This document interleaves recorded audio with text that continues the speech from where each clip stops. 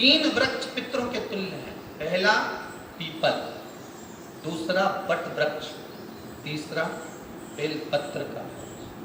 ये पितरों के तुल्य हैं। हर हर महादेव। श्राद्ध पक्ष के अंतर्गत हमारे पितृ, हमारे देवता, घर के देवता पृथ्वी पर रहते हैं तथा हमारे द्वारा किया गया पुण्य उन्हें प्राप्त होता है। वह इसी पुण्य का भाग ग्रहण करने के लिए ब्राह्मण भोज कराना, गाय, कुत्ते और कौवों को देना, ये सभी जो कार्य किया जाता है उनका भाग्य उनको जरूर मिलता है। तो अगर ऐसा क्या एक महान उपाय कर दिया जाए जिससे हमारे पितृ बहुत तृप्त हो जाए, तो ऐसी कौन सी चीज़ है, कौन सा उपाय है, किस समय पर करना चाहिए, उसका भी एक समय फिक्स है, कौन से समय पर करना चाहिए, इसके लिए आप वीडियो को अंत तक ज़रूर देखिए। चैनल को सब्सक्राइब नहीं किया है तो प्लीज़ आप चैनल को सब्सक्राइब जरूर कर दीजिए।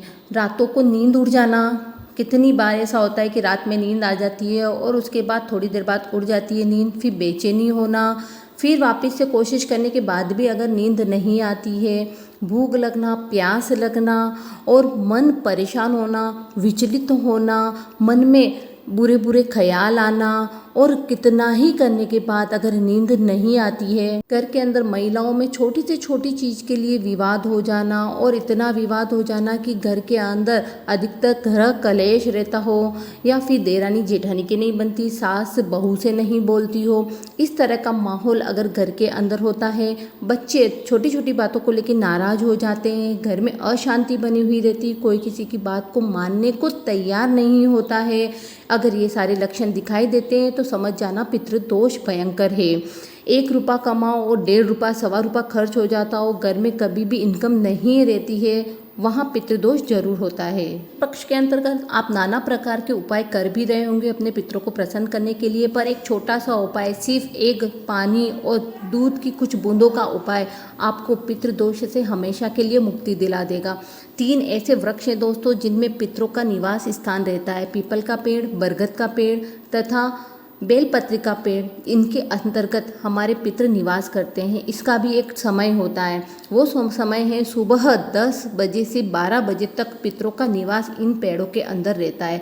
तो करना क्या है, आपको एक पात्र के अंदर आपको जल भरना है और थोड़ा सा कच्चा दूध उसे बोला जाता है जिसे एक भी बार गर्म नहीं किया गया हो, ताज़ा दूध जो आता है उसे कच्चा दूध बोला जाता है। पात्र के अंदर जल भर के उसमें थोड़ा कच्चा दूध भर करके आपको सुबह के 10 से 12 बजे के बीच में, ये जो समय है, इस समय पितरों का निवास तीनों वृक्षों पर रहता है। तो इस समय जल अर्पण करके आना है आपको पीपल के वृक्ष के नीचे, बेलपत्री के वृक्ष के नीचे तथा वट वृक्ष जिसे बरगद का पेड़ भी बोला जाता है उसके नीचे। कैसा भी भयंकर पितृदोष हो, कैसी भी स्थिति हो, बहुत सी सही हो जाएगी।